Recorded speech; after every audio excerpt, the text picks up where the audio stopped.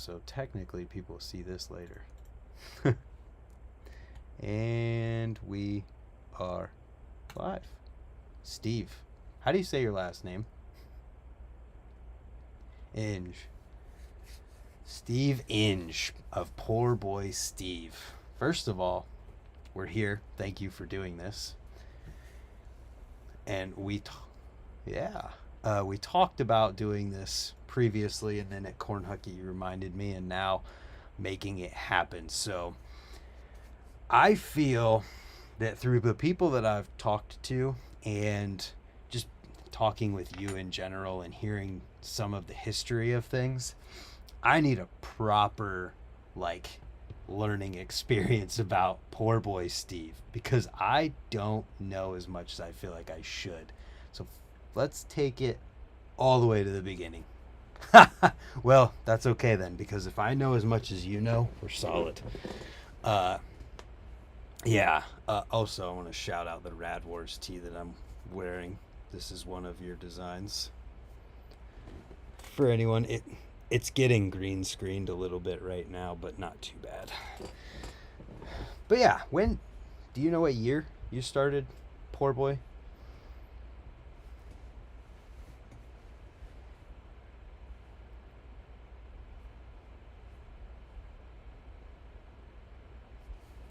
'89. Wow. So that would have put you about how old? Not to date you here. That's sick. I wasn't sure at what point in your life you had actually started doing this.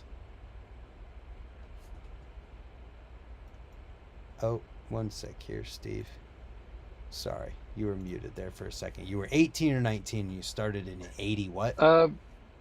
89, 88. Okay. Yeah, I was riding since 82 Okay. and, drawing and doing stuff. But I went to college in 89, and somewhere in starting college in 89, I guess it would have been 89, I was doing more. I just wanted to make a go of it. I my first little ad is in the back of a Go magazine from 1990. And that was when I called or wrote in or something, and it's like a little 1x2 in the back. They used to do like a classified section. Yeah. And there's a little, at my first ad was, I put in there just saying what I wanted to do it. I didn't, and I didn't know the magazine was going to be gone in a year and a half, but did that, and it was actually the address. It was like send $2 for stickers and a catalog, and it went to the PO box at this college I was at. No, that's funny. And over the course of the next months of it coming out, my college was like, "You're getting too much mail."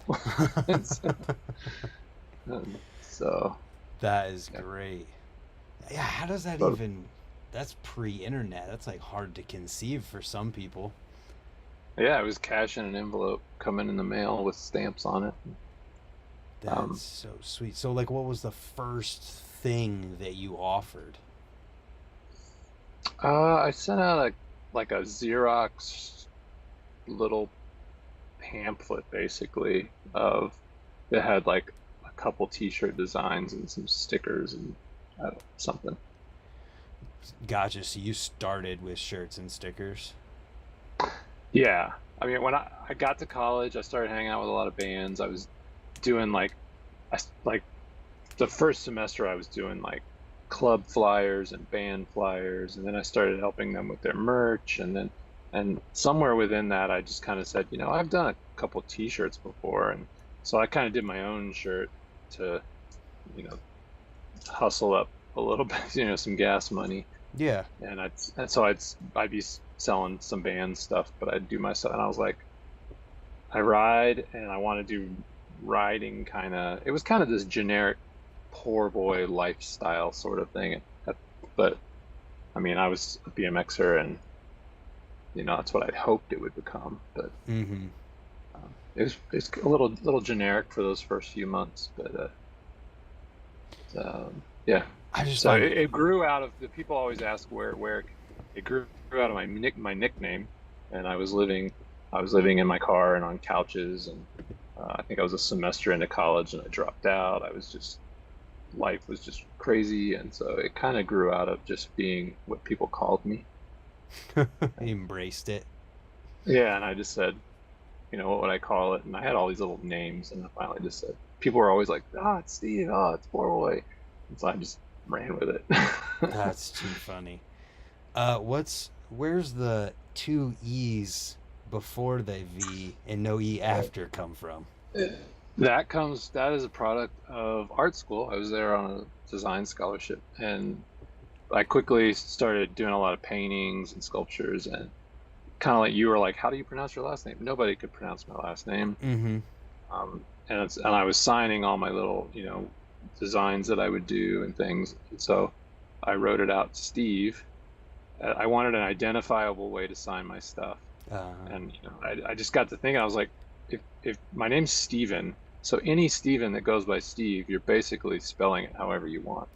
And so I just kind of said, what about Steve? And you would know that's mine. And then over the course of the next few years, like when I had to open a banking account for my stuff, and I just started doing it, and it kind of became my legal signature, and so that aside from tax documents, it's on everything. that's so interesting. So you like knowingly did that to make it a unique thing, which is Yeah. pretty cool. So that was just kind of like yeah, it was art school, and so it was like this combination of me being an artist and me being a beginning of an entrepreneur, and being called Poor Boy and my name being Steve. It all just kind of Right. turned into a silly thing. So It's very artist of someone to do that too, which is funny. And yeah. that's another thing that intrigues me too. So like it sounds like you were into art way before you ever did anything with Poor Boy because you were in art school at that point.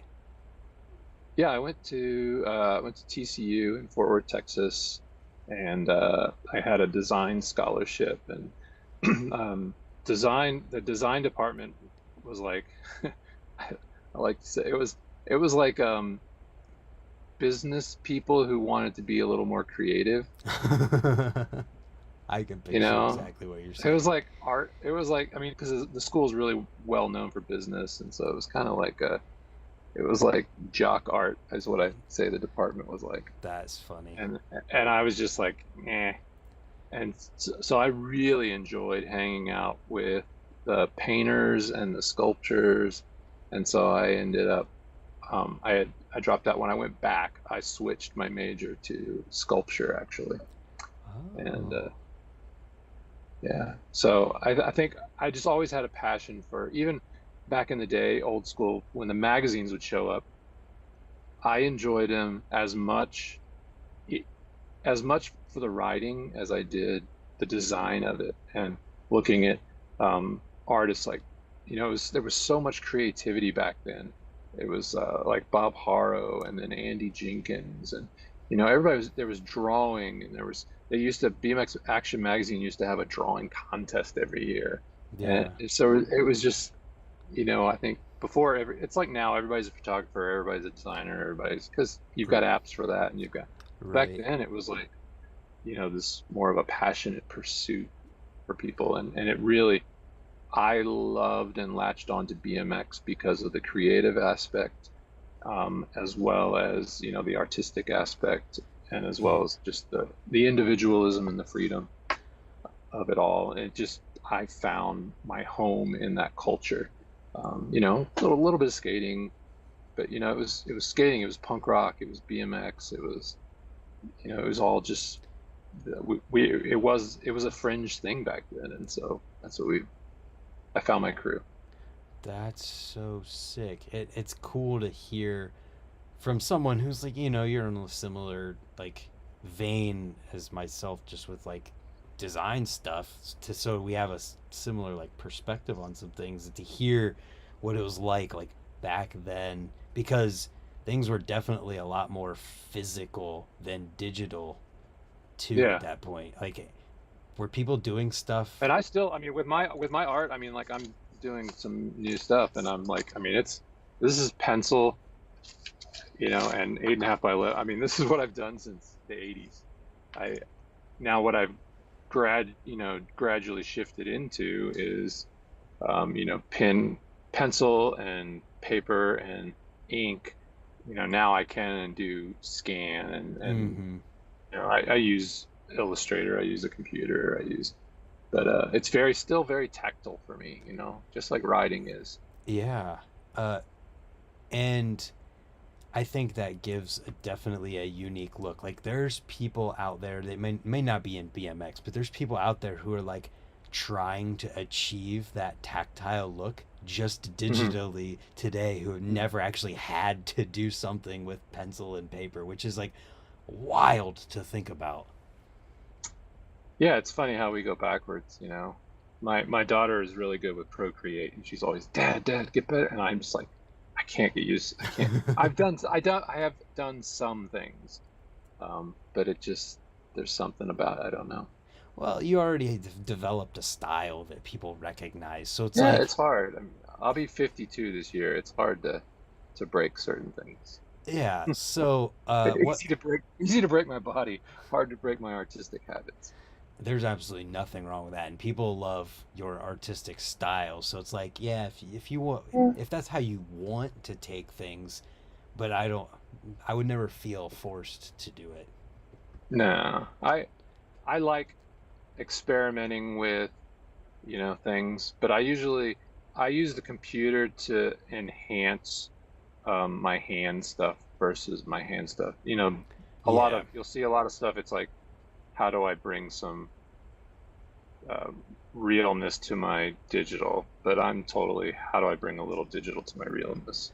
Yeah, I can totally see that. And I mean, I'll show this shirt design, for example, to people. Like, this is a good example, because with something like this, if you started this digitally, all of those tiny little details can actually be like harder to do, I feel, digitally, than it could be if you Yeah, just put it I in with admire. I mean, ink. there's so many guys I look at today, and I'm like, wow, I wish I could.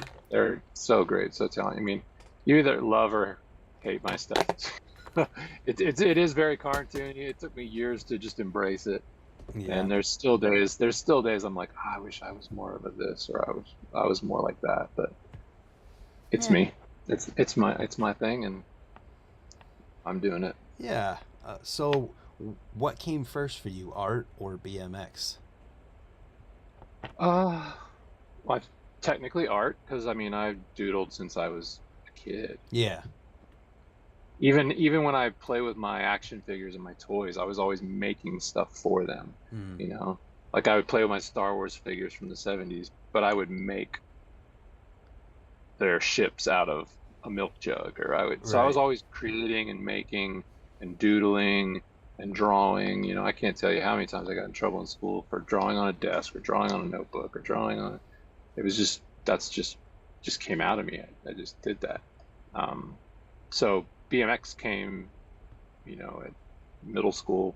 I don't know, what would I have been, like 12, 13, when I met a guy with a bike, Mm-hmm. um, and then it just was like, oh wow, here's a sport, because I wasn't a sport kid. I mean, so it was just like, oh, this is physical. I like this. Oh, this is, um, but and then it just became that. It became, at first it was just something fun, and then it became something I really loved. But then I started getting into the design of it. I started getting into the working on it myself, and then I started getting into making my bike look the way I wanted it to look, and Right. and then that creativity kind of bled over into it, and then at some point, and then so then they kind of just were together, and I had no idea that eventually they would become kind of a thing. Right. Yeah. That's such an interesting thing. What would your first real BMX bike have been back when you got one? Uh, my dad thought I shouldn't. My dad thought I was going backwards to get a little bike. He was like, "You need a." That's funny. I had gotten rid of like a little bike, had gotten like a 3-speed Schwinn, and I was like, I need a BMX bike. So we got a Team Murray 24-inch cruiser because that was for him. That was like, well, it's bigger and you're bigger and you need a big bike. But then I got a Huffy Steve Thompson, broke a couple of those. Finally convinced my dad to go to a bike shop. The bike guy hooked us up with a good deal on a Diamondback. So I had a Diamondback Silver Streak, and then tried to race a little, but I liked jumping. Mm-hmm. I would like let everybody leave the starting hill, and then I would just ride by myself. That's funny. And then I started just doing little tricks that I'd seen in BMX action, and then that turned into what would become freestyle in like 83, 84, 80, and into all that. And then my first proper fell in love with BMX bike was a 1985 Haro Master.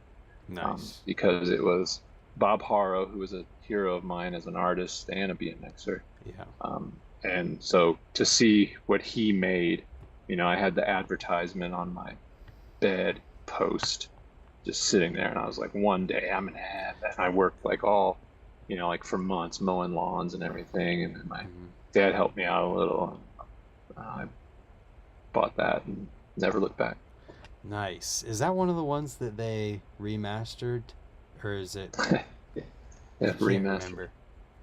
remember. Yeah, it's the lime green one. It's the I'm jumping out of.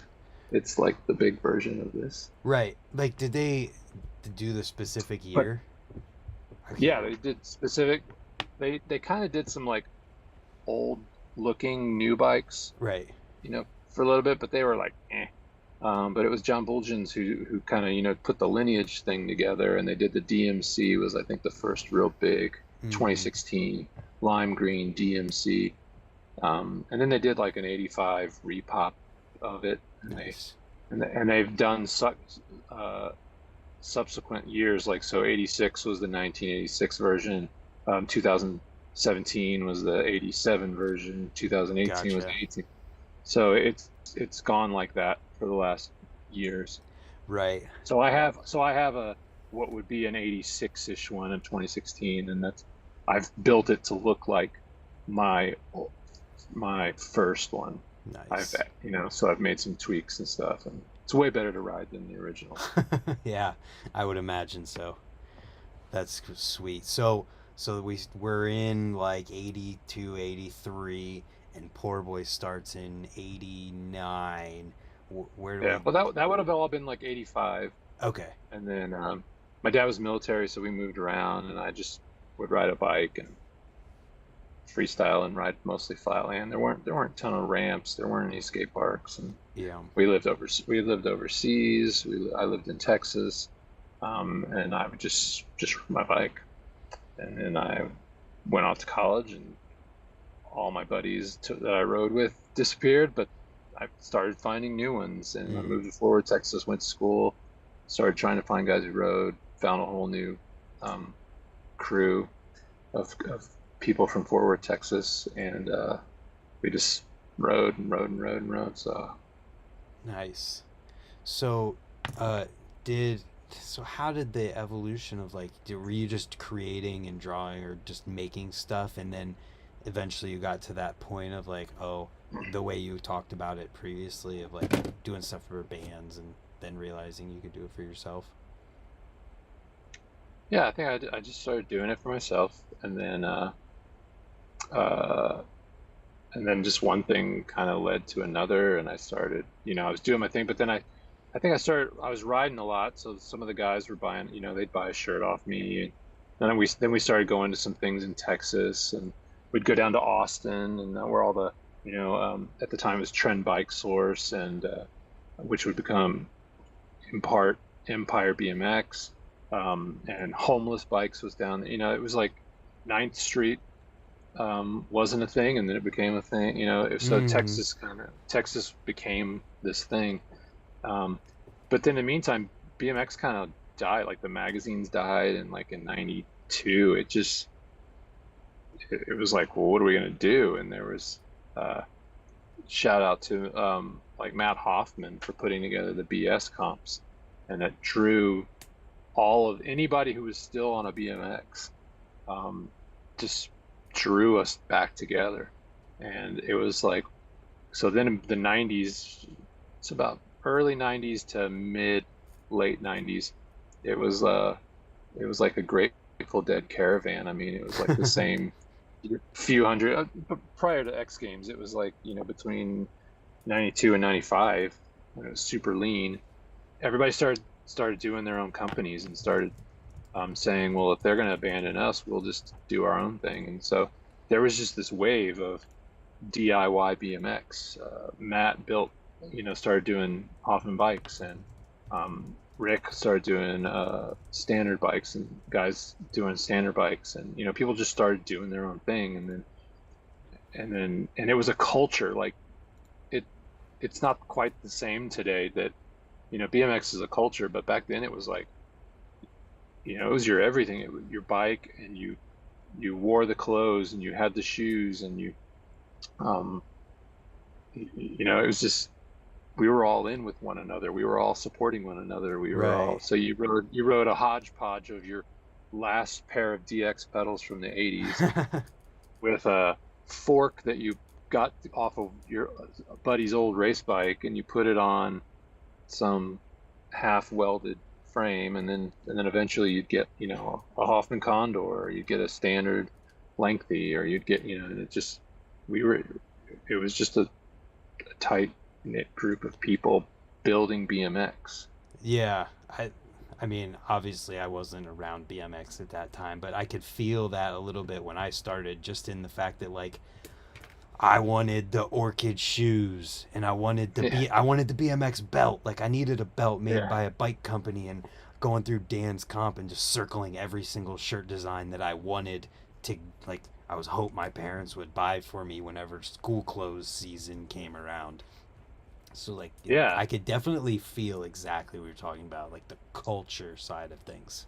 yeah. It was that, and then I think and then later things shifted. X Games came along, stuff changed, and there's been an evolution of things from then till now, and there's been cycles of things, and so Right. Um, yeah, and so at that time, and when you're talking about all of that stuff, what is Poor Boy up to at that point? Not you as a person, but the company. yeah, there it was one and the same. It was one. I went back to college. I dropped back out of college. Um, I was working retail. I was working, and I would, so I'd work all week, and then I'd travel on the weekends and do my thing, and go to contests, or go to races, go to practice nights at the racetrack. I was just, anything I could do to be around BMX. And Yeah. then I just would hustle my stuff.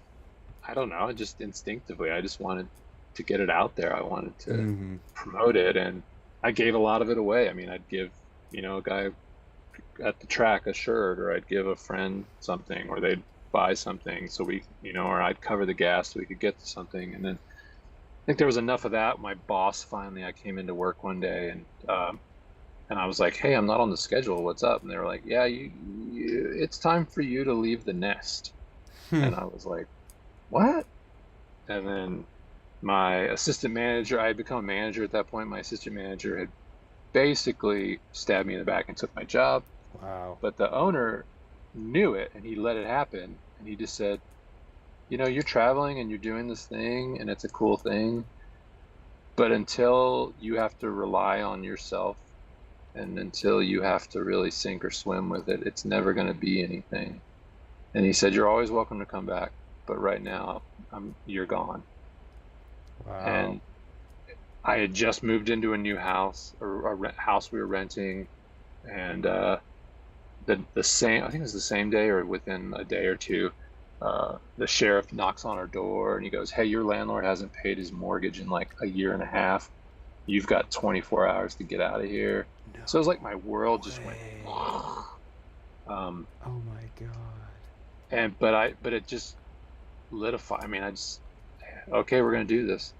And Yeah. so I started traveling even more. I started hustling even more. I started trying to, I started running ads in magazines. I started, it's just, I don't know the exact, I'm not getting the timeline perfectly, but it That's was okay. just this, but it was just this, it just kind of grew, and everything in BMX started to kind of have a, if you were about BMX and people, all our things just started kind of clicking, and we started figuring things out, and we would call one another and work with one another. And so I'd be calling, getting to know everybody, and we were always sharing things like, I have no idea about a computer, what should I get? Oh man, I just got my first computer, this one's pretty good. I've Yeah. known, what's a video camera? I don't know, I got this one.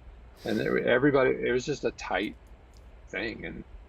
And we just, and then I've always been somebody who just wants to create, and so I was just constantly creating. I was making new shirts, making new stickers, coming up with ideas. I sewed all my own pad sets. I tried to make my catalogs better. I tried to make, I just wanted it to be bigger, better, cooler. I mean, not for the sake of making a bunch of money. I just wanted to pour myself into it, and I wanted to have the best things I could make. And it just grew. I mean, beyond me, I have no idea. It just grew, and then we ended up in a back room of my house, and then we ended up in a 2 or 3 rooms of this rented house, and then we ended up in 2 or 3 rooms plus the garage.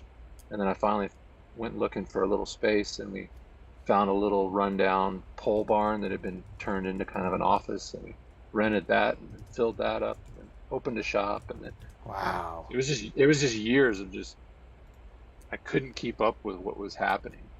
Yeah, that's amazing. So like it's just happening around you and expanding more and more, and that what does that feel like? I It was just fun. I mean, I got up in the morning, I got to do what I love to do, and I could ride my bike and hang out with friends and travel the world. Yeah. And I mean, by the time I was 25, I was visiting other countries, and I was selling internationally, and I was getting a crash course in everything. Right. And then my wife quit her job, and we started working together, and then we ended up, some kids who would come by the house and help us cut out stickers started working with us. And then when we got a shop, we started being able to try and hire some kids, and then we were trying to sponsor riders, and it just, I don't even know how it felt. It was just life, and it was constant. It was always, and it was everything. That's so amazing. That's like as organic as it gets. Literally, your boss It was was like, it was fully organic. your Yeah, boss was and it like, "Hey, was, go do it." yeah, and there was no, this isn't a, I mean, there's no social media, there's no internet, there's no, I mean, it was word of mouth, hard work, a lot of travel. And then that turned into advertising. Brad McDonald put together this phenomenal magazine called Ride that came along, and filled the gap after Go, and it took off into, its beast of a thing, and then it turned into multiple magazines, and then it turned to, and all of a sudden photographers were finding a new, writers were turning into photographers, and it was just an amazing time. I mean, the 90s, I think probably 80s and 90s in their own respective ways were just crazy. This was before you couldn't just jump on the internet and go, how do I get a frame made, and order 10 of them from overseas. Right. You couldn't do any of that. It was guys figuring out how to weld. It was guys, it was all invention and innovation and creativity and artistry and the writing, and it was amazing. That is seriously amazing. I mean, that just like I feel like it doesn't get any more like real than that. Yeah, I guess it was just real. Keeping it That real. is, but I mean, we were just doing what we do, and then I think at some point, X Games hit, and then it got all weird, and you know, I like to say it got, the when it smelled like money, people came running, and things changed, and for the good and the bad. Yeah, that's interesting. So I've heard about Poor Boy videos too. What point did those happen? We were always, I mean, we were always riding, and I think, you know, I had one thing when my wife and I got married, or I put one thing, I was like, you know what, you can have whatever you want. If anybody brings us anything to our wedding, I'm putting a video camera on there. And it was like nobody's gonna do a video camera. Why would they do it, Yeah. And my grand my wife's grandparents or a couple people pitched in, and I got a Sony Handycam for my wedding, Dang. and it was like this big, and Yeah. uh and it was like a high eight, I think, at the time, or 8 millimeter. But and then we just took it everywhere. I mean, if you had a camera, you took it every. It's like now you've got your phone, Mm-hmm. but back then you kind of had to know somebody with a camera. Right. And then it was so between all the contests, it's like I want to make a video. Again, it was just like I want to make a video. I want to figure out how to make a video. So the next thing you know, I was at like Goodwill buying VCRs, and I had a stack of like 4 VHS um, players and my camera all spliced together, and it was like pause, stop, play, pause, stop, oh no, rewind, rewind, rewind, and it was just Phew. hours upon hours of trying to edit down like a 20-minute thing. And then I made paper stickers and I slapped it on there, and then I started taking them with me, and I'd give them away or sell them. The very first one we did was called Loose Change, I think, if I remember right. And then that turned into, and it did all right. It was like a white sleeve and a VHS tape with a paper sticker on it, and I dubbed every single one. I edited it on the VCRs, and then I dubbed it on the VCRs, and then I sold them, and then upgraded a little bit. Like, okay, we need a bit better VCR. And then we started working on like, okay, what's our next video? And then I had become friends with these guys in Chicago, Props Video, and they had started a video magazine, and I reached out to them. I was like, man, it'd be easier for me to work with you on my next video than to try and buy all the equipment. And so Yeah. then again, it was just that we all worked together. So I'd fly up to Chicago. We worked on a video called 500 Miles, or no, Heavy Metal Thunder, and then it was just kind of became videos, and that was your way between a magazine and a video. That was your social media one. You were always Right. trying to find the new video. You were always trying to get the new magazine. It wasn't instant. It wasn't, it was a process. Um, we weren't editing on computers on the fly. We certainly weren't editing on the phone. But I was always like, okay, how do we get it better? How do we bring some graphics into this? How do we? But even then, for a long time, for years, I was still super like um, tactile and organic. I don't know. It was weird. Like I was figuring out how to, if I film this screen with a clear lay over it that's tight, it's like I don't have a rendering machine for graphics, but I can. Yeah. And so I was always figuring out hacks of how to make, and for me, it was just a love of it and a challenge of it, figuring it all out. How crazy to hear about just because I've only known the digital era of things. I mean, Yeah.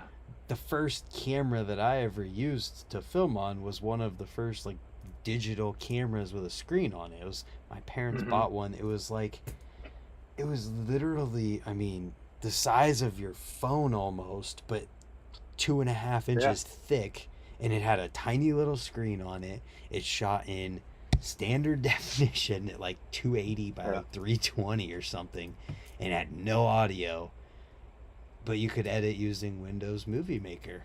So it's like Yeah. I've never experienced, but I've always heard people talk about editing using VHSs. You never. It was crazy. It was, and yeah, and you'd get so much like quality loss just for trying to edit it. I mean, Oh, I'm it was sure. it was constant. But I remember I had one of my first Macs. It would kind of do video, and Yeah. it wouldn't really process video, but I could filter it through it, and I learned how to do screen grabs.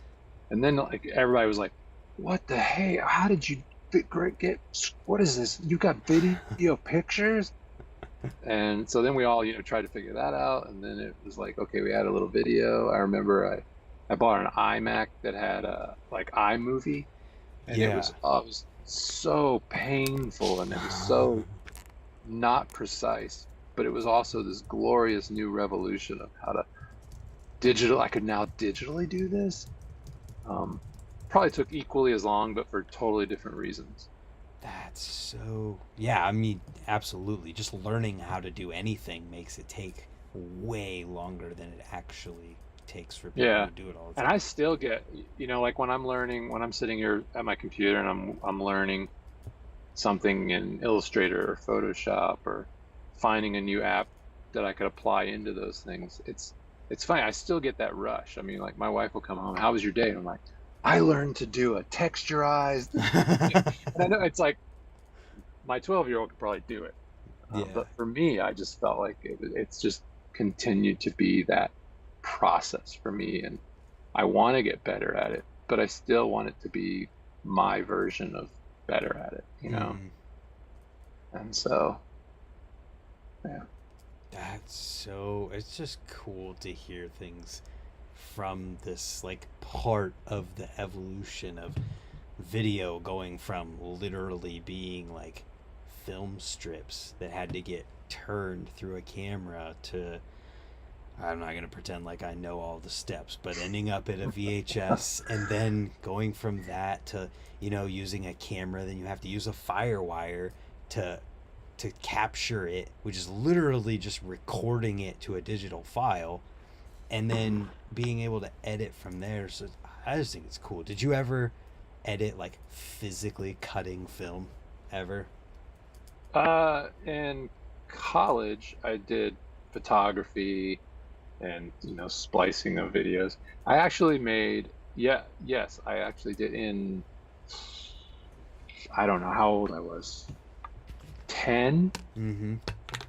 I found my dad had a camera, and like a film camera, Yeah. and I found some film and I made a video. I got all my friends together and we made this crazy space movie out in the desert, and then I had to splice it and edit it and Yeah. ghetto it together. And then we had the audio was on a cassette player. Like we recorded the audio Wow. separate, and then we just played them together at the same time because the camera didn't have audio. Right. And so we made this, like, it ended up being maybe 5 minutes, but so I've experienced all of that. That is And I so remember cool. when we got the first hard drive, people started getting hard drive cameras. It was like we were all scared. Like we were like, well, what if the hard drive died? What if you lose all your foot? What if, I need a tape. I Yeah. need it. It was funny. That's, that is funny. Literally, actually, my first ever, like I would call it, it's not a real camera, but it's the first ever camera that I thought was real. One of these. One of those hard drive Hmm. HDD Yeah. cameras was the first one Yep. I used. That's cool, man. I love it. Yeah. So I've got boxes of like mini, like high eights and mini DVs and and I'm like, I can't even use. I can't even. There's probably gems of footage still on there that Oh, I'm you like, know it. or I've got, like, I'm sitting here, I've got a little safe over here in my room, and I have the masters from all those videos on tape, Oh, and I'm like, wow. I couldn't even watch it, but But you could, if you wanted to get those digitized at the highest yeah, quality, you could have that done again. yeah. I just love hearing this kind of stuff. So at this point, I guess real quick here, I had a couple Mhm. people ask some questions that I think are good. First, Casey Smith asked if I could ask you if you knew what Bob Harrow's illustration process was. Uh, I think he does a lot more digital these days, but I think it's still pretty similar. I mean, I see him pen and paper, and I don't know what his transfer process is, but Mm-hmm. I would say it's pretty similar, that there's hand stuff, and then there's digitized versions, and then there's, I know he does a lot of colorization and digital design work and stuff. Okay. And then there's another one. First, his name's Dale Richards. He said, "First, thanks for everything y'all do and have done for BMX." And then he asked, "Who was your mentor, or who did you look up to during these times?" So this is talking about like when things were kind of evolving and expanding, or even before that. I think my inspirations were, like I said before, Bob Harrow, Andy Jenkins. Probably Andy was probably my biggest editor of freestyling, and I looked up to, as a business. I looked out to, and I knew, because through retail, I knew people in like snowboarding and skiing and skateboarding. So I looked to them probably a little bit in the beginning to kind of figure out, like, what am I doing as a business? Right.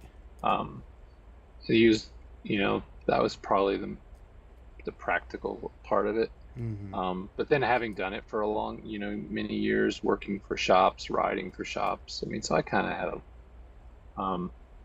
but then I don't think any of us knew at all what we were doing in terms of BMX. Yeah. I think when we started, in 90, in the early 90s, we were all literally figuring it out together. Yeah. Um, That I makes didn't sense. have, I didn't have anybody I could reach out to and go, how do you do a BMX t-shirt company? Um, Right. what I did do, what I wanted to do is I wanted to be that for people. So if we got to the place where we would show up and we had a setup at a race, we had a setup at a freestyle contest, we were doing sponsorships, and there was a lot of, younger guys, or even guys similarly aged, but just starting out. And I would be like, hey, put your stuff on the end of our table. Don't worry about, I've Mm-hmm. already paid to be here. You just sell your stuff. Um, and then we started a distribution company called Sandbox Distribution, and I I the almost the entirety of the reason why I started that was so that guys wouldn't have to deal with the crap that I had to deal with, or figure out all the things that I had to figure out. Right. They could create, and they could get their stuff out there. And so that was, so I could help them by, hey, I will buy your video and I will get into the shop because we are already connected with hundreds of shops. I'll put your t-shirts in our catalog, and I mean, that was, I didn't make a ton of money off that. I mean, it was just for the love of what we did, and for me really wanting to give back. So I don't think I had a lot of mentors, and it was a lot of us just figuring, one of us would figure out a better process for business, and one of us would figure out a better process for manufacturing, and one of us would and we all just shared that. Um, Mm-hmm. and I've always just been somebody who I'm just rabid about learning all that. So I really did. I think maybe I was, I wanted to run and figure all that out, and I wanted to pour that back out for others. So I think maybe that's, I'm just thinking about that now, and I'm going, I think I didn't have a lot of that, so I wanted to offer a lot of that to others. Yeah. That makes a I lot of still get sense. I still get messages. There's days when I'm like, I haven't done anything that matters, and my stuff is stupid, and I draw a bunch of cartoons, and I try and ride a bike, and I'm an old man, and then I'll get a message of some guy going, uh, "Hey, I went to art school because of what you did," or "I met you at this place and you talked to me about how to do this," and I'll just get those little things like that, and that I go, it's worth it. It's, Mm-hmm.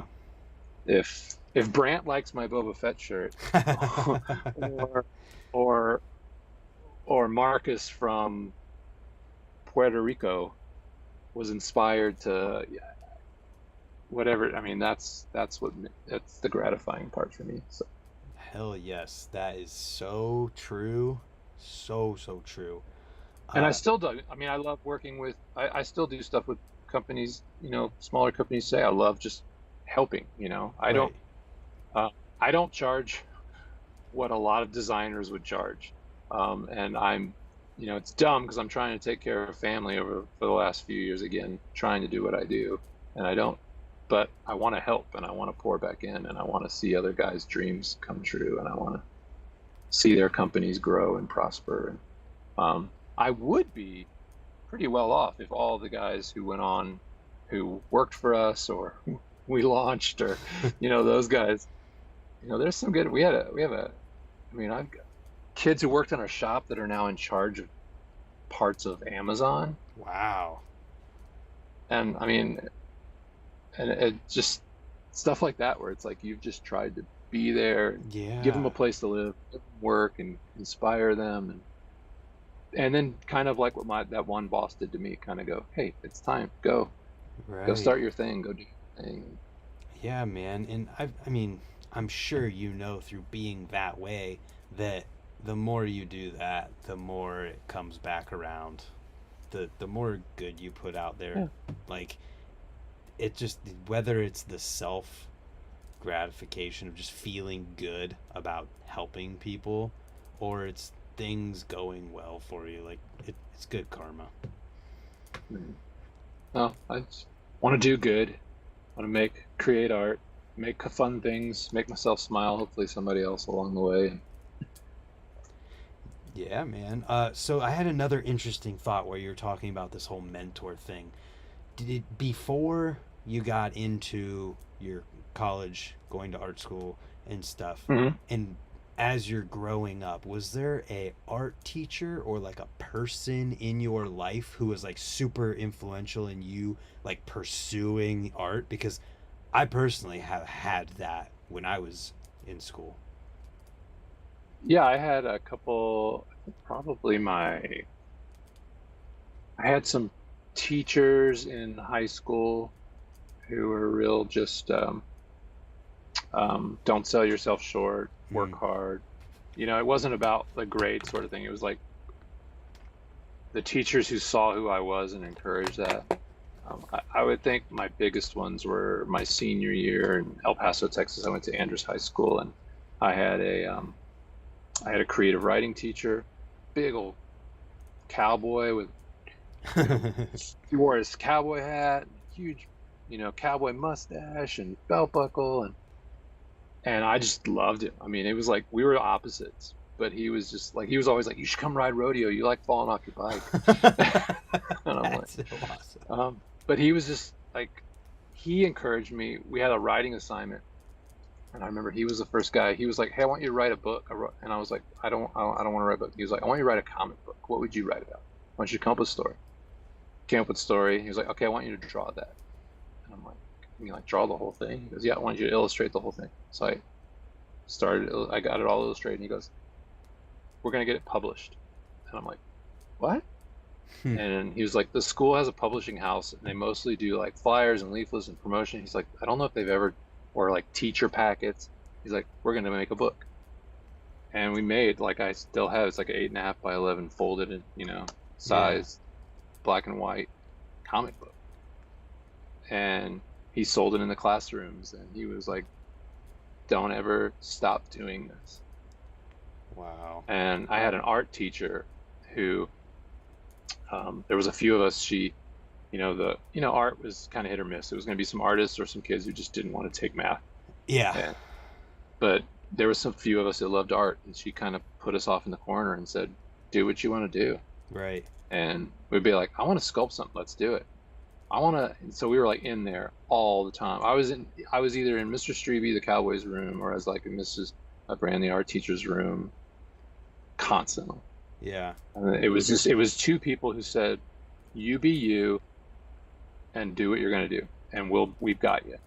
Um, Other than that, it was my mom, you know, and she just said, "Do it." And you know, a little bit. My dad did a little bit of that, but he was far more. My dad's super talented artist, super talented maker, but he just grew up in a generation that was like, that's not what you do. Yeah. So, so he was always kind of like proud of what I did, but didn't know how to encourage me towards it. You I know, get, like I he was like, totally get it. maybe you should think about regular school and not a design, a design degree. But Mm. then I'd get a scholarship for design, and he'd be like, "Oh, well, cool, yeah, go do that." That's like You know, undeniable. yeah. So it was, that was always that. But I would say that I think, just thinking back on that, my senior year of just go do it. And then my wife, I met her, and she's always been, I mean, she to this day is my biggest fan and supporter. And I mean, the things that I've asked her to do and give up and take chances on, she's just been like, let's do it. Let's do it. That's Um, awesome. so yeah, That's so funny that you mentioned the there's always going to be people in there who don't want to do math or whatever, because that was yeah, me. That was me in high school in art.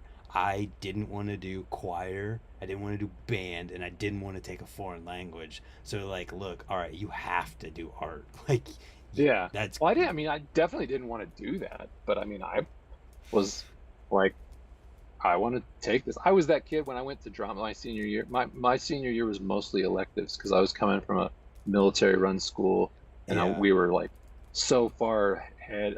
It, so I was taking drama class. I was taking aerospace. I was taking, just Yeah. do stuff class. So I would, when I'm in drama, I probably was a bit like that. Like I just didn't want to take one more of this, and they wouldn't let me take 6 art classes. So um, Yeah.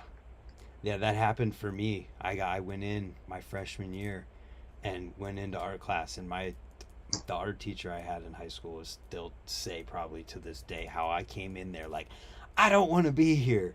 And then I can remember like we she introduced grid drawing, and so I did a drawing of Mira, and like it was horrible, but it was like, okay, like I kinda. And then all the next one that we did, I don't think I have it hanging it's here. out. It's probably out in that field somewhere. Yeah, it's in a cornfield. No, but we did another one after that, and it was actually good. And all of a sudden, that's how things started to develop. It was like, oh, I see that I can actually do this. I'm good at it. And then you get into it more and more, and then I get to be the, oh, no, I have a study hall. Instead of taking study hall, I'm going to be in there drawing. And it's funny how that works. Yeah, and then I just, it was like, and they would be like, "Well, have you thought about doing stuff for the school paper?" And it's like, "Why would I do this?" And they were like, "No, you could go see if they need anything drawn." Yeah. Oh, and then next thing you know, I was like, the school did a thing of design a logo, and I designed the logo. Or there Yep. was a local contest. My art teacher was like, "Hey, the YMCA is having a logo contest for their 100th anniversary. You should submit something." Yeah. And I won it. Yeah. And, and you're like, oh, it I was can just do people this. going, try things, do things. So to this day, I mean, I started doing my toys several years ago. I started doing just things that are weird, but it all comes out of I wonder how you do that. Yep. And just sitting down and trying to figure it out. And generally turns out pretty lame at first, but you know, it, it's exciting and fun, and something else comes along, and next thing you know, you're making one of these or doing one of those, and Absolutely, man. And that's why I asked about like the significant person thing, because I feel like everybody who's great at something at one point in time had that moment of like boom, right turn where somebody was like you need to like guiding you in the correct direction, or just being a significant point in your life that pointed you at the thing that made everything make sense. Like I had yeah, I that think too. yeah, a couple of those teachers, and then definitely. And then when I got to college, I met a couple other, there was a couple professors that were professional artists, and they Mm-hmm. encouraged me. Um, so there's always kind of a mix of somebody inspiring me, maybe not, and then just trying, and then been fortunate enough to this year I'll be 30 years married to my wife, and met her the first first class of the first day of school, and she's just always been like right there to do it, do it, do it. Yeah. Talk about Every meant to now and then be. it's like, are you sure? But just like you said, saying, hey, chase that, do Yeah. that's what you do, do it. Yeah. So I've done that, and I've gone back and forth, and I've changed career, and I've but the it was the few years that I stopped creating or stopped riding my bike or stopped doing things like that was when it was like something's wrong. Hmm. Something's wrong with me, something's wrong with my life, something's wrong, and that was missing, and so it was always kind of a pull you back towards that. Yeah, man. I mean, I can remember. I'll never forget the moment that I found out that you could do video as a job. Like, I was touring or going to different schools to be a fine artist for drawing, pencil drawing, because I thought, like, oh, I'm good at that. That's just what I have to do in life. And then I was in a room with the art, whoever you meet at Ohio University to take you around the school and show you stuff. And the lady's like, well, what do you like to do outside of this? And so I was like, well, I ride bikes and I make videos. And she just goes, you can do that, you know? And it was just like, I was in a car accident of reality hitting me. There's like, you can do that? Yeah, And it's all history from there. totally, totally. I'm having the conversation with our middle daughter right now. We're starting to tour colleges and stuff, but she wants to be like a performer and a singer and a Hmm. and I'm like, there's versions of what you like that might not be what's on your radar right now, Yeah, that is out there for you to do, and it doesn't involve this traditional means of doing it. right. So I don't know if you did the 4 years of school, I did. you I know. wish I did. Well, I don't want Yeah. to say it like that, but yeah. Yeah. Well, I mean, I wish I did because I could check, yes, I have a degree off but I was always just like, I'm bored and that guy's willing to pay me something. Mm-hmm. So I just went and did my own thing. And so, we go back and forth with my daughter. She's just like, maybe I just won't go. I'm like, that's fine. Well, maybe I will. That's fine. It's like helping people figure that out. Hey, chase that dream. Our oldest daughter is just published her first book, and I'm like, Wow. go do it, write that book, publish that book. Yeah, that's awesome. Because I wish I had that whenever I was a year into school. Already had a job making videos at a factory in the town I grew up in as like training Hmm. videos and stuff. Like I had this video job before I even got into video classes, and I was like, yeah, I kind of just want to take a year off and work and save a bunch of money up and then go back or whatever. And then the whole family was like, you'll never go back. You have to keep going. Yeah, And then yeah, now, yeah, well, we're still a bunch. You know where that goes. yeah, yeah, It was great. I mean, obviously you learn a lot of things, and like yeah. as I'm getting more into doing like selling my own stuff, I guess it comes more into play a little bit here and there. But Yeah. um, That's a whole other call. yeah, as but back to taking it back to Poor Boy stuff. So so we're talking like late 90s at this point, doing videos and having like the garage, two bedrooms, another building or Well, whatever. at that, yeah, at that probably in 90. I mean, by 95, 96, we had a store because people kept trying to come to our place. We had a store, we had a warehouse, we had offices, we had employees, were sponsoring people. I mean, it was a mini. I mean, we had like half a block, and we were in two of the three buildings on the block. Wow. So is this, you say you had a store? Is this just like clothes? Is it a bike shop store, or is it just like a Yeah, poor boy it was store? one of the, like, everything we did just kind of expanded. So kids would try and come to our house, so we moved to the store. We get this store, and then people would try and come to, our little warehouse and buy stuff. So then Yeah. we were like, well, let's, in the front little room, let's make a little 10 by 10 store. So we put our stuff in there, and then people started being like, well, can you get other people's stuff? and then that turned into other brands and stuff, and then we were starting to distribute stuff. So we started bringing that in, and then it was like, oh, um, hello. I hear you. Oh, well, my computer just went dark. Oh, we're And good. then You're good. it was um, and then I was like, well, I know these guys. I know Mueller at S&M, and I know Matt at Hoffman, and I know. So then we were like, let's buy some bike stuff, and then we put bike stuff in, and then it was like, oh, well, now it was like, the next thing you know, it was like getting hold of Seattle Bike Supply, and then it was getting hold of DK and Supply Cycle, and then it was, and then next thing you know, we were knocking out walls and made a bike shop, and then that turned into having a skate shop and a bike shop, and then that turned into having shoes and more clothes, and that turned into Holy cow. we ended up with a legit store, and we ended up naming it something else because we were just like, I don't just it's a shop, and we needed somebody to run it. And Holy cow. so then we had distribution, we had retail. That wasn't just, it was everything.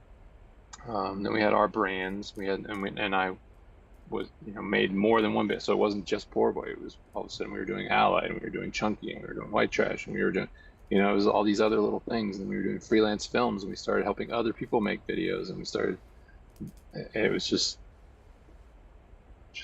grew and became this thing. And Holy cow. That is so cool. So, where are we at that point in time? Late 90s. Late 90s. Jeez, I hadn't even seen what a BMX bike was at that point. So in 97, we had our twins. Our oldest kids are 25 next week.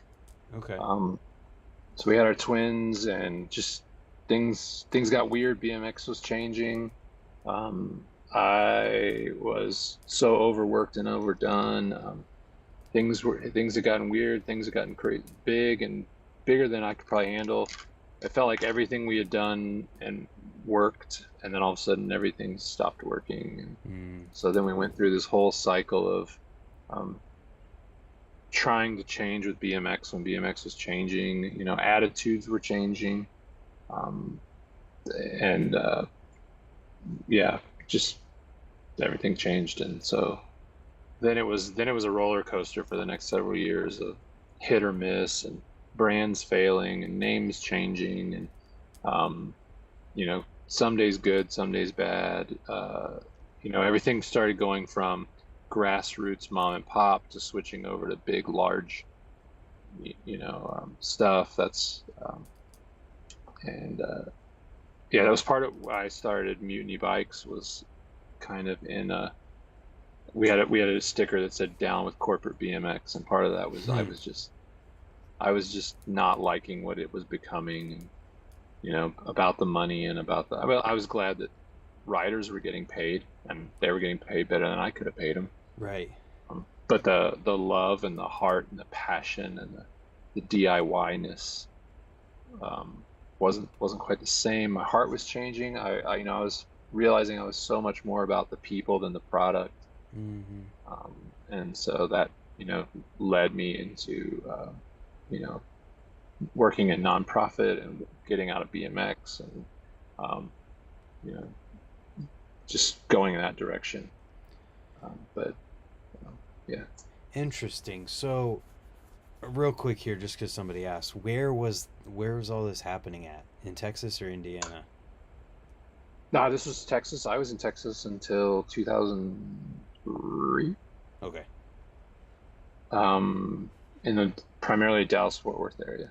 Okay. And then I had an opportunity again. I was working with like kids. I was working with our church. I was working with nonprofit stuff, and I had someone ask me, "Hey, you want to move to Missouri? We've started this place, and we've got kids coming that want to ride ramps, they want to skate, they want to ride bikes, I know you've got some interest in that. Would you have any interest in being our director? You could still do some of your stuff on the side." So it was during that time that we sold off some of the brands, we gave away some of the, a lot of our stuff. We transitioned it over to former employees, and I moved up to Missouri and started that, and started a whole different phase of my life, but I held on to Mutiny bikes for a couple of more years, and I was still doing that. Just pretty DIY grassroots. It kind of took me back to where I was just, I was making bikes and I was doing my thing, and trying to keep it small and trying to keep it real. But eventually that ended up going over to Gaz and Joe Simon, and they ran with Mutiny, and I just kind of went the other direction. And so I focused on this. We focused on building a skate park and building an outreach to help kids, and starting a new store, and starting a new place, and help getting a building built, and getting, and that. So I was still kind of in it, kind of out, Yeah. but it definitely was a transition. So Missouri, and that's when I pretty much, I would say, formally walked away from BMX for several years. And then I came back just for the sake of riding. Someone was like, I got asked, hey, what makes you smile? And I couldn't remember. And then my wife helped me think about, she's like, you need a bike. And I got a mountain bike, and then I got a cruiser, and then I got a 22, and then I got back to the 20, and I was like, ah. And then in that process, I started drawing again, and I started creating again, and I started finding myself again. Yeah. So primarily, when we talk about the poor boy years, it's Texas. Gotcha. And then there was some Missouri, and then there was some back to Oklahoma City, which was nice because I got to reconnect with the Hoffman guys and stuff. And then I moved 5 years ago this week, actually. 5 years ago this week, we got to Indiana. Wow. So And I was just gonna ask, where in Indiana? I'm in Lafayette, Okay. which is Purdue University. Gotcha. But what were you gonna say? So so I think a lot of the old school BMX version of Poor Boy Steev has probably been the last 6 to 8 years. I've done a lot of, just rootsy stuff with my art, and, a lot of rad related stuff, or a lot of 80s related stuff, so I would say my latter years now as an artist and a creator I'm probably more well known in like old school stuff, I would or agree. mid school stuff, than current stuff. But I have a side of me. I do some stuff for bike companies. I've done stuff for Nowhere. I've done stuff for Tech Bike. I've done, and that's my way of staying current, I guess. Yeah.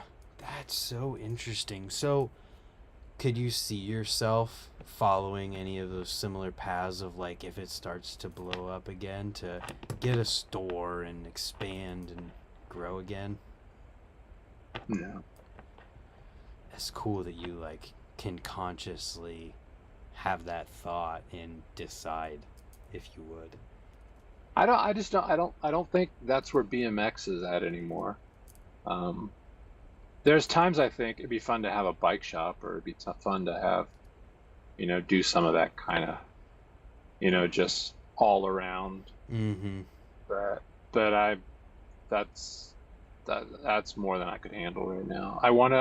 What I would like to see going forward is becoming better at my craft, being a better designer, being a better illustrator, finding my niche. I'd like to branch out my niche. I mean, I've done stuff like with the shirt you're wearing, some of my other passions of my nerdiness of toys and Star Wars, and I've tried to blend a little bit of that together and see what happens, or just that 80s culture, tried to create a little bit of that. My heart and passion is BMX, but I've done some clunker stuff, done a little bit of mountain bike stuff. I'd like to do more of that. I'd also like to go back to my roots. I'd love to paint again. I'd love to, explore being a fine artist a little more. I'd like to, 52. I don't know if I'll be a BMX artist till I'm in my 60s or not, but I want to continue to create. I want to continue to contribute I want to continue to pour into others and help them succeed if I can. Yeah, I think you just I love talking shop with, with guys who are doing bike companies. I love just going, hey, this is what I've learned. This right. is what I would avoid. This is what I would avoid. Um, this is what I would, I love doing that mentoring, Mm-hmm. Yeah, I was gonna ask you, uh, too, because I mean you've lived through and had a company through the ups and downs that have happened. Where do you think BMX like is currently, if you could compare it to like something that's most similar, a state of BMX in the past? Um, I'm not super connected with every aspect of newer BMX anymore.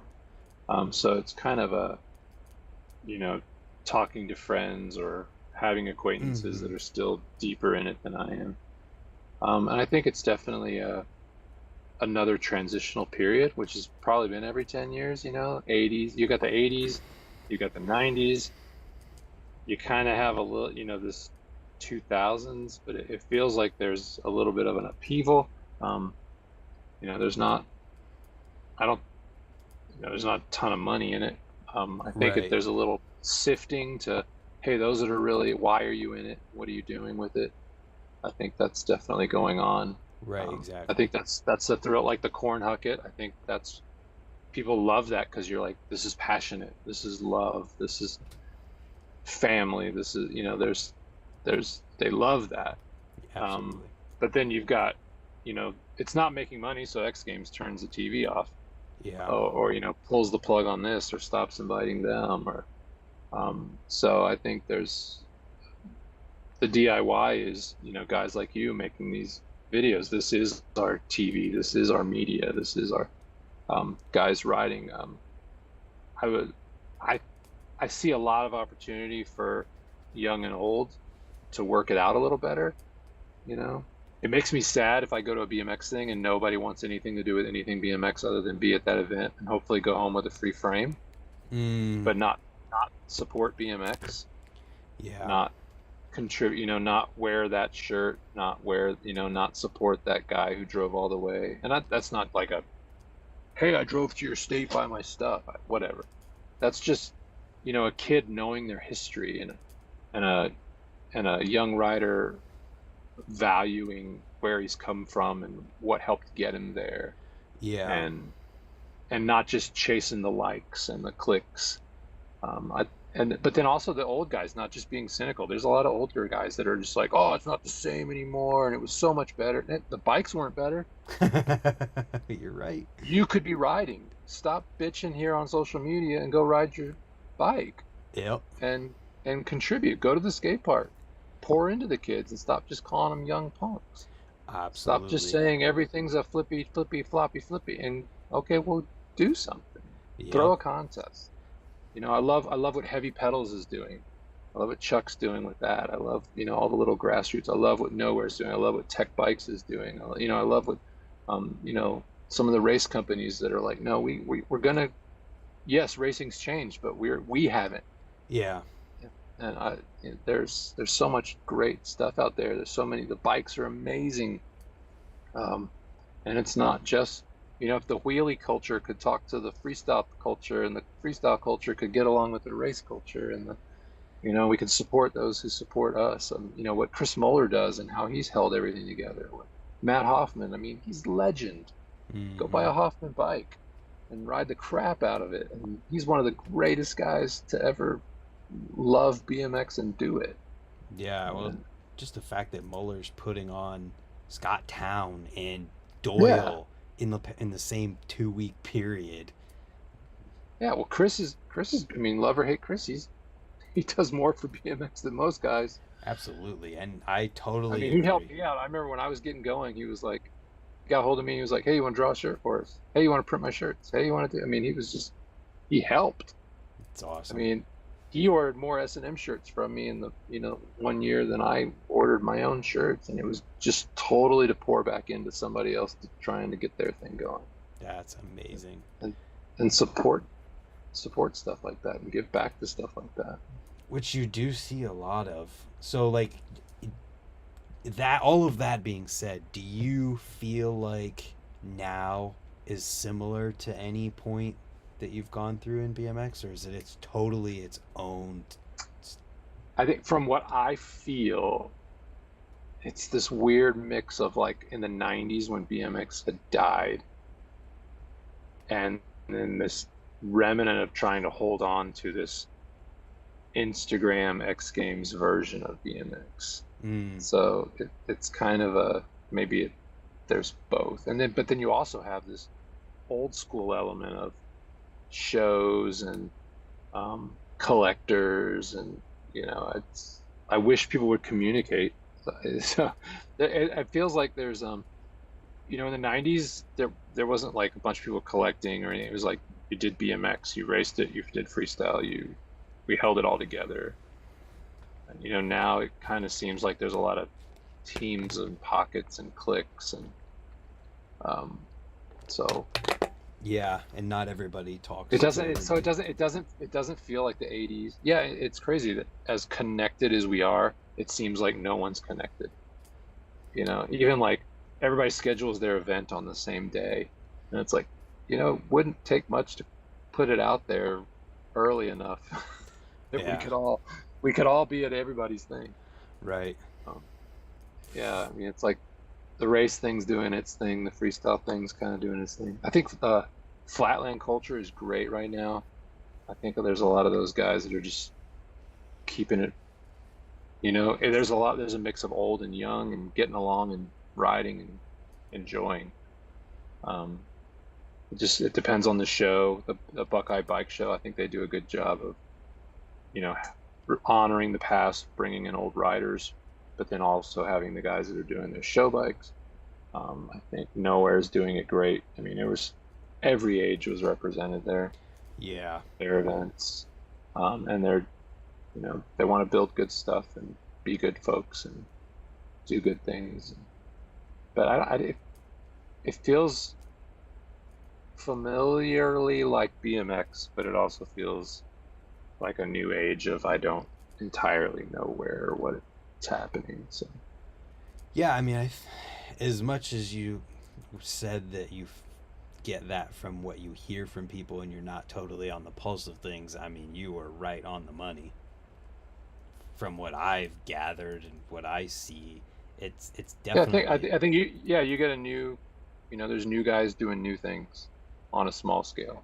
Mm-hmm. There's guys that are dying out and selling off, and I think it's just a little bit of that. It's a new reckoning of new sorting out. It's a new, like, we had to figure out what it was to go from the 80s to the 90s. We had to figure out what it was to go from sleeping in your car to being primetime TV. We had to figure out what it was to enter into an age of social media and instant gratification, figuring out manufacturing, figuring out. I mean, now we've got all this supply chain Right. and just everything is so messed up and inflated, and it's just weird. And yeah, it's Crazy. like the bulk of your culture is in here on Instagram, and none of them are very well connected.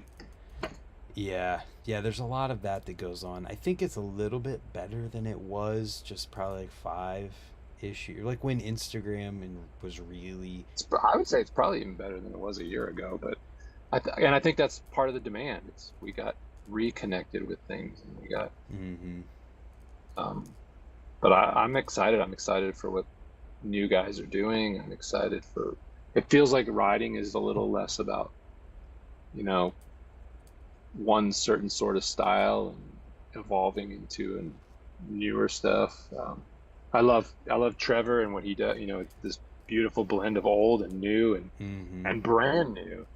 And I love seeing all that come together in the writing, but also in the technology and in the conversations, and so I'm right there with you on every single aspect of everything that you're talking about right now. And I think that it, just like everything else, it's like BMX is like a pendulum, and we swing one way super far. Like the 2000s, we go to the X Games Do Tour, huge contracts, and then we swing back, and things change, and now we're swinging towards Instagram and all, or we're past Instagram now. We're like at the peak, maybe coming back to center as we're getting back to like that time where people just feel like everything is as good as it could get. Yeah. Yeah, it's just ride a bike. Doesn't matter what you're riding, doesn't matter where you're riding. Ride your bike, Yep. create stuff, do good, build community. Yeah, that's exactly it. And I think that no matter what happens, the people who are doing that are the ones that are gonna stay, like, and be here Yeah, for whatever I comes hope, next. you'll always have the kid who was super good at the park and then got a car and Oh, disappeared, or or a got a girl girlfriend. and disappeared. Yeah. I Yep. mean, that story never changes. Nope.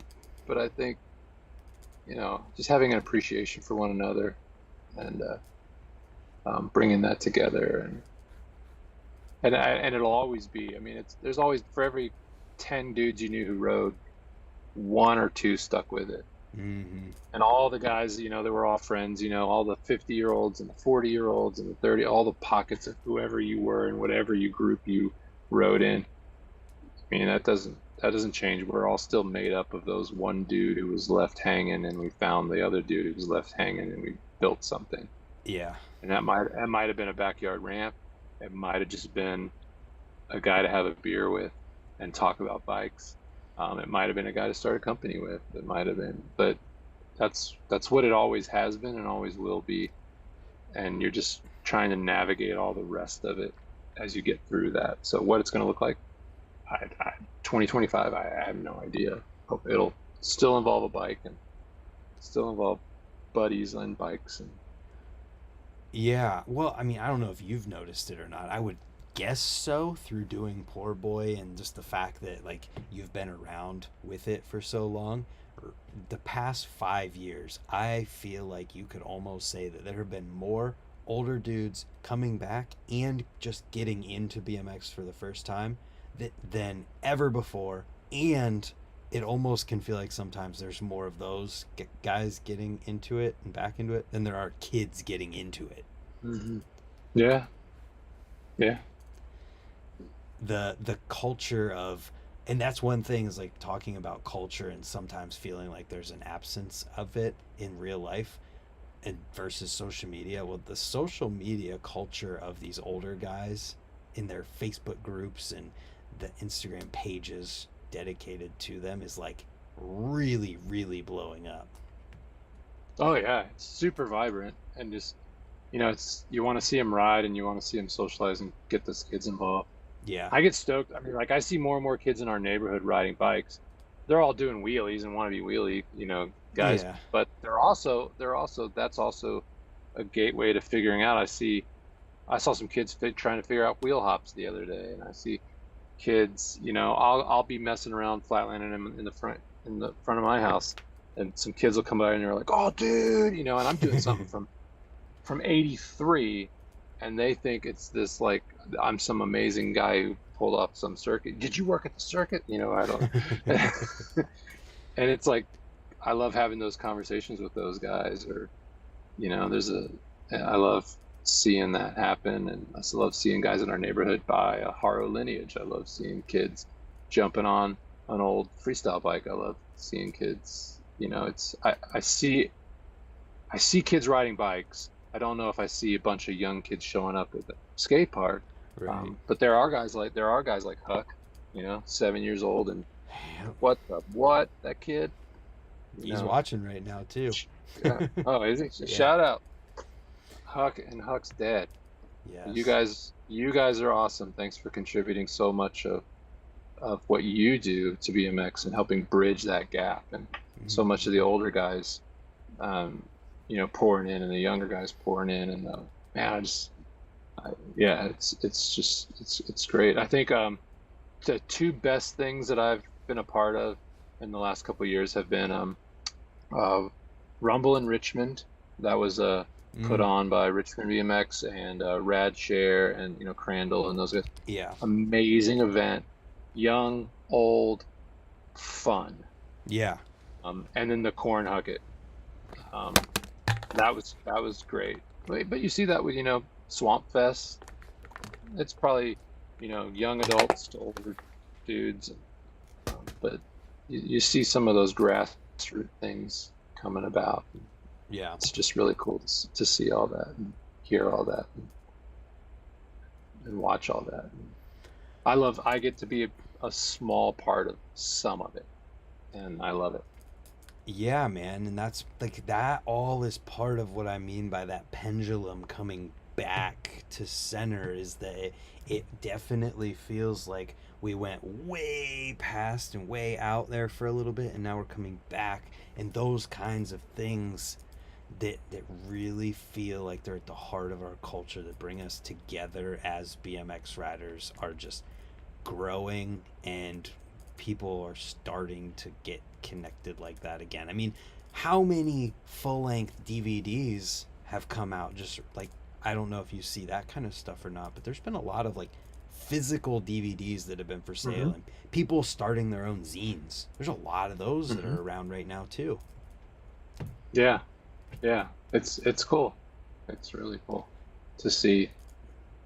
Across the board, you just like, oh, everything old is new again, Mm-hmm. and that's just fun to see.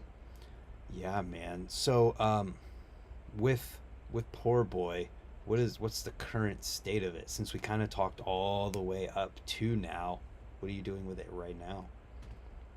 Well, there's not. I mean, Poor Boy, like as a company, I'm Poor Boy Steve. I started that company, but I am now me, Yeah. and I do my club Poor Boy stuff a little bit. Um, I mean, I do design work for a brewery and a real estate company and some local little things, and I do that. But I do freelance work for bike companies and for stuff like that. I do stuff for tracks. I do stuff for families that are in BMX but have a whole other company. Mm-hmm. But we've connected through the BMX part of it. Right, right. Um, so, I mean, in terms of, I don't know where I am as any kind of company. I'm just an artist creating art. So I have my design stuff that I do for others, and I enjoy that. I enjoy helping their companies and their ideas. I enjoy doing custom frame graphics for somebody. I love doing custom art for people. I love doing commission stuff you know, for gifts Mm-hmm. uh, um, and then I just, in terms of my own creating and making stuff, I'm really behind in what I want to make. Hmm. um, I'm working on some. I've been trying to do like certain releases for certain things. So I did like May the 4th Star Wars stuff. I did the ET anniversary. I did, I do some stuff like that. Oh yeah. I'm working on last year I did some Halloween stuff that people liked. So I'm trying to get some new art for Halloween. Have a few things for that. I have a bunch of ideas for toys that I'm kind of in the development stage, beginning to do the making stage of things, but finding time with everything else. Um, I think there's being a starving artist and then there's being a starving BMX artist. What's the difference? It's like the guy who's living in New York City and trying to make it in the galleries. He's dying because it's ridiculous to try and live there. Yeah. The guy in BMX who's trying to just create and make, working with budgets that aren't creating and making. It's like, okay, I'm working with a guy who's trying to keep things together, or who is just starting out, or so you don't get like freelance fees of working for some Sam Adams or something like that. I don't get, Mm-hmm. or Nike. Yeah. I'm not. So it's bare bones stuff. Just always trying to hustle and do that, um, and to make ends meet. And then it's like, okay, well, sit down to try and make some new action figures or come up with my own designs for my own stuff. It's kind of a just finding time and doing that. So where it's going, I don't know where it's going. I just make as long as I can make and hope somebody picks something up to help keep making stuff. Yeah, man, and you do have a website for that. Yeah, you can go poorboysteev.com. You can find my stuff that I put my art on. Yeah. If you need logos or designs, you can email me. But I'm trying really hard as I go into the holidays. Like November's coming, Christmas is coming. I'm trying to like have some stuff I can actually sell. Right. So I'm saying no to some jobs because I gotta say yes to some things that I can get my own stuff out there. Right. Because I'm not just a full-time freelance artist. I'm a juggle 3, 4, 5 things. Yeah, I think sell a bunch of old crap on eBay and hope I can pay my mortgage. Oh man, I feel like this is like the most perfect opportunity to ask you too. Like, with all of this being said, if somebody, like Trevor is coming to you and is like, "Hey, I'm thinking about starting Tech Bike Co." Or it's not Tech Bike Co., it's a clothing company, whatever. Like, what advice would you give somebody who's young and wanting to start something new in BMX? I'd probably say why. Yeah. And I think what I hear you saying and what I think I'm saying is I feel like there's a little more heart coming back to it. There's a little more passion coming back to it. Mm-hmm. But we're still in an age when, everybody's got to hustle and everybody's trying to do something and so I always just go, hey, why? It's like, well, I got nothing else to do. Then I'd be like, well, find something else. Yeah. I mean, I tell people like, hey, is there anything else you want to do? Oh, I wish I could be a Lamborghini driver. Oh, you'll do way better being a Lamborghini. You should go do that. I mean, yeah. If you could make that happen, yep. If somebody's like, I want to make a ton of money, I'm like, you should probably go do something else. Yep. There's somebody who's like, I just love it and I want to pour back into it. Do it. Yep. Chase that. It's a dream. Do it. It's a passion. Do it. I always tell start small. Be honest. Do good along the way. Pay cash as much as you can. Don't go out and get some big loan to go out and make a bunch of stuff you don't need. To go out and either sell a bunch of crap, or to die and hate what you started out loving. And have all the crap you bought to sell that no one bought. Yeah, it's like, hey, start small. Hey, I want to make a shirt. Make a shirt. Yep. There's a means to do it. I want to do a video channel. Do a video channel. I'm sure there's guys who would help you figure it out. Yep. I want to do it. Do it. If it's because I want to get rich and I want to be cool and I want to, go do something else. We got enough of that. 100%, man. Fully. But hey, if somebody just says, hey, I want to get rich in it, okay, do it. But go for it. You've probably got money and you're going to do it anyway. Yeah. But if some young guy just goes, man, I love this and okay, give back, do it with all your heart, mind, soul, and strength, and love it, and it'll hurt, and that's worth it, and some people have succeeded along the way, and some people have done some amazing things. And you look at Ronnie over at with Sabrosa and Shadow and stuff; they've built an awesome thing. Yeah. Moeller, he's built an amazing thing. There's guys that you can do it, and you have done it, but they all started with I love this. I want to give back to this. Mm-hmm. I don't know what else I would do. Go for it. Chase your dream. Talk to people who can help you make a few less mistakes. Yeah, man. And all of that sounds like that's kind of your reasoning for why you've stayed in it for so long too, huh? Yeah, I love it. I love the people. I love the culture. I love creating, and I don't know. Maybe I'm just so far in. I have no idea how to do anything different. But I say that I have that conversation with myself, and I have that conversation with other people when I talk about the new things I want to do. When I want to branch out and do a little more mountain bike, or do a little more with my nerdiness, or do a little more. They're like, go for it. And Yeah. there's days I feel like a scared 15-year-old kid again. There's a little more weight and responsibility on your shoulders, and you got kids getting married and kids going to college and kids. There's a lot more weight and responsibility. But it's still the same. It's like, do it, and you get one go around at this. Go do it. Man. Pursue that dream. You'll hate yourself if you never try. That is exactly it. It's so much But better. you can recover. I mean, you can recover. If your channel died tomorrow, you'll figure something out. In the meantime, go balls out and make awesome stuff and be your own rider and do your own tricks and make your own content and do it.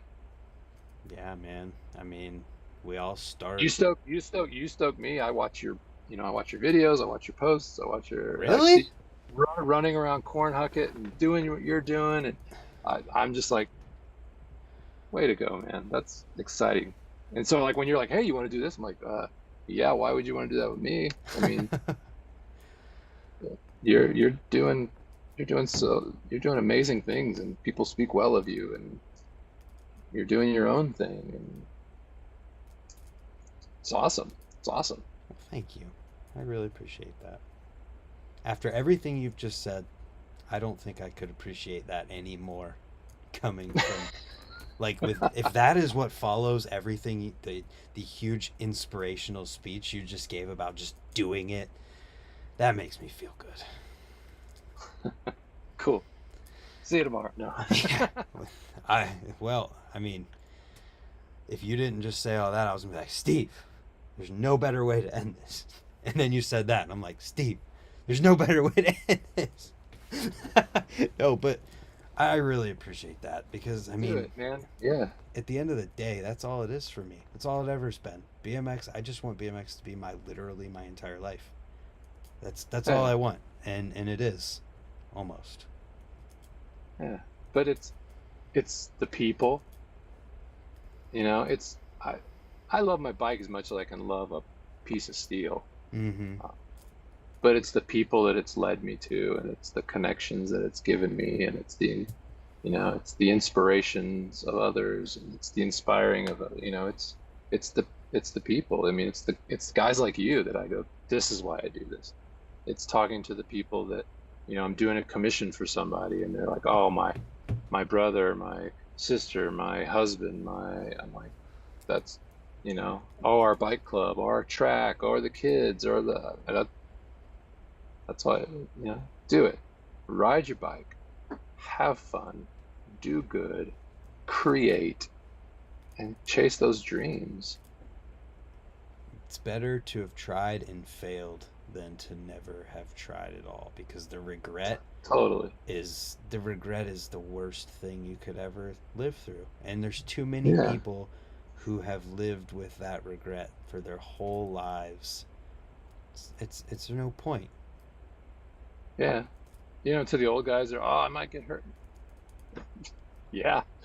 But you get one go around. Yeah, Might as well. you might trip off a To curb the tomorrow. kids, yeah. To the kids, and you're just like, yeah, know your history, know where you're coming from, so you don't have to repeat, or you do repeat. I don't know. It's just let's all get along. I'd love it if BMX can be a pocket of people that's not all the salty silliness that's out there today, and get along, support one another, do good, chase those Absolutely. dreams, And, chase those dreams. and what I say about the salty silliness is that when you break it down, the amount of people who aren't that just aren't saying anything, is Yeah, way 10 times greater. yeah.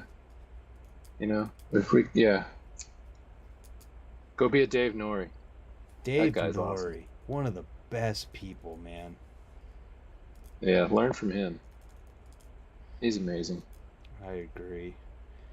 With that being said, Steve, I feel like this is the perfect stopping point for this one. We should do this again one day. Maybe update. Just talk One about day, whatever. yeah. I think it would be really fun. Or just call me if you ever need anything. If you need some tips on how to run the YouTubes and the internet webs, I'm not your guy. I'll be the guy for that. I'll give those Okay. tips. You can help me. You can help me start my channel that people say I should start. If you do, tell me and I will help you. Actually, Dave Norrie has a video with me that you can watch whenever it comes out that will help with that. He asked Yay! me. He literally asked. We had is exactly 43 minutes of a talk just about how to start a BMX YouTube channel, and it kind of developed to just how to start a YouTube channel in general. But there's that. But I think one thing that would be really fun if we do this again one day is to just like show some of your stuff like physically and just like in progress and kind of just taking a look at how you actually do what you do.